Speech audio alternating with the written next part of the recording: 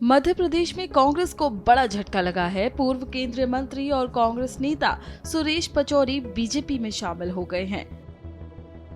उन्होंने सीएम मोहन यादव, पूर्व सीएम शिवराज सिंह चौहान, प्रदेश बीजेपी अध्यक्ष बीडी शर्मा और मंत्री कैलाश विजयवर्गीय की मौजूदगी में बीजेपी ज्वाइन की है। इसके बाद उन्होंने क्या कुछ कहा, सुनिए।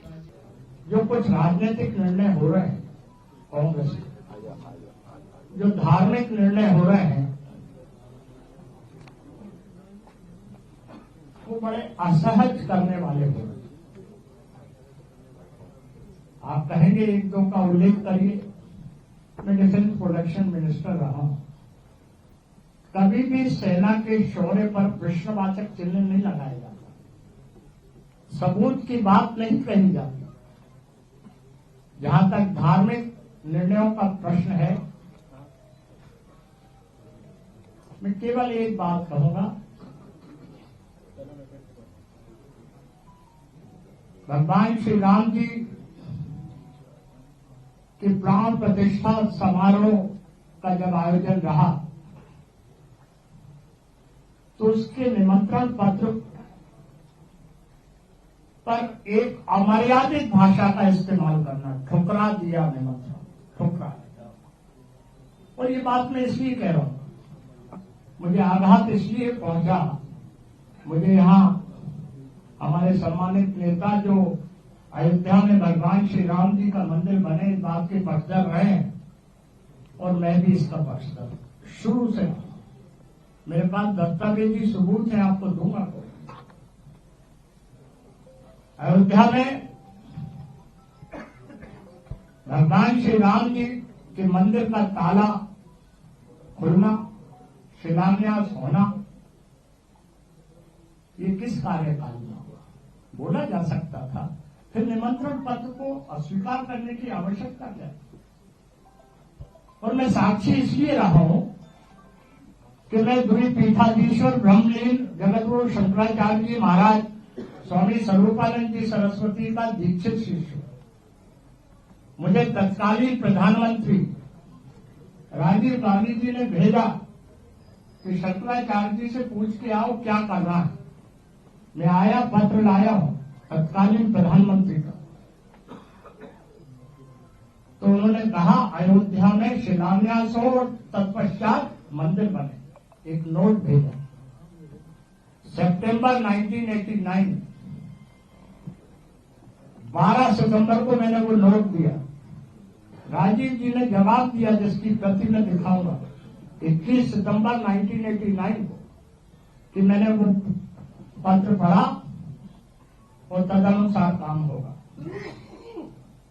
फिर उन्होंने कहा कि बोलो उनको देवरा बाबा के पास जाओ।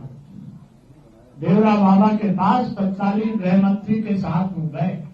उन्होंने भी निर्देश दिए। तब शीशचंद दीक्षित और अशोक सिंघल जी वहां मौजूद थे। शिलान्यास। फिर ये बात आई कि सुप्रीम कोर्ट जो निर्णय करे या उभय पक्ष जो तय करे, सुप्रीम कोर्ट ने निर्णय कर दिया, हमने उसका स्वागत किया। फिर निमंत्रण पत्र स्वीकार करने की आवश्यकता कहां से आ गई? किसके दबाव और प्रभाव में आ गई? मैंने वो सारे दस्तावेज भेजे आगे कि मैं साक्षी रहा हूं। जब चित्रकूट में सम्मेलन हुआ, मैं विस्तार से नहीं जानना चाहूंगा, अगली मीटिंग करूंगा। अभी दस्तावेज आप देखना चाहें इसके बाद मैं दिखा दूं, क्योंकि आदरणीय शिवराज सिंह जी कृपापूर्वक रुके हैं, इनको जाना है। बहुत बिजी शेड्यूल मुख्यमंत्री जी और शर्मा जी का है, इन्हें कट नहीं जाना। मैंने कहा कि ये सब की आवश्यकता क्यों है? हमारा देश धार्मिक प्रदेश देश।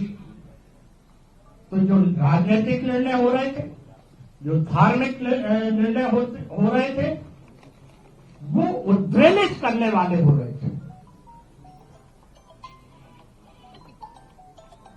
रामचरितमानस में गोस्वामी तुलसीदास जी ने कहा है कि जाके पीर न राम विदही तजिए ताई कोटि नैरिसम, यद्यपि परम सनेही। कोई कितना ही प्रिय क्यों न हो, अगर वो राम जी का अनादर करे तो उसे छोड़ दो। तो मैंने कांग्रेस छोड़ दी।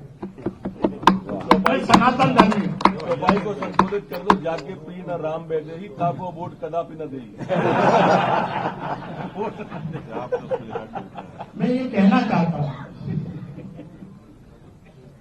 पंडित जी, अब तो स्थिति ये है, मैं बहुत शालीनता से बोलता हूं लेकिन संकेत में बोलता हूं।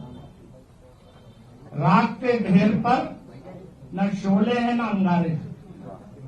राख के ढेर पर न शोले हैं न अंगारे हैं।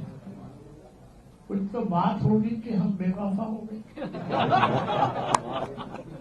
मन को चोटने वाली बात। और दूसरी बात, मुझे अपने जीवन में कभी पद और पद की लालसा नहीं रही और मैं सार्वजनिक रूप से कह रहा हूं, अभी भी मैं बगैर शर्त के यहां आया। मेरे को कोई पदलिप्सा नहीं है। और जब मुझे दिल्ली से पूछा गया कि क्या, मैंने कहा कोई चाहत नहीं, बहुत मिल गई। ये चाहत हमारे यशस्वी, तेजस्वी, ओजस्वी और तपस्वी प्रधानमंत्री ने पूरी कर दी कि अयोध्या में भगवान श्री राम जी का मंदिर बनने जा रहा है। हमें गर्व है उनके कार्यकाल पर, उनकी उपलब्धियों पर मैं बाद में विस्तार से बात करूंगा, ये समय नहीं।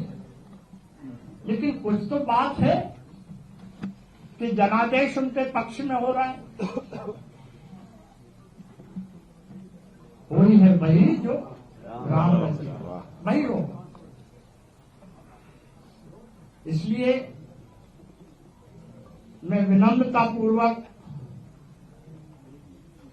सर झुका के आप सबका सम्मान करता हूं, आभार प्रकट करता हूं कि आपने अपने व्यस्त कार्यक्रमों में से समय निकालकर हमारे इन साथियों को ऊर्जा प्रदान की। और हमें ये सौभाग्य मिल रहा है कि जिस पहले वाक्य से मैंने बात की थी कि मेरा लक्ष्य था राजनीति में प्रवेश का, कि मैं देश सेवा करूं, अब राष्ट्र सेवा की भी बात है और भगवान श्री राम जी के चरणों में अर्पित सेवा की भी।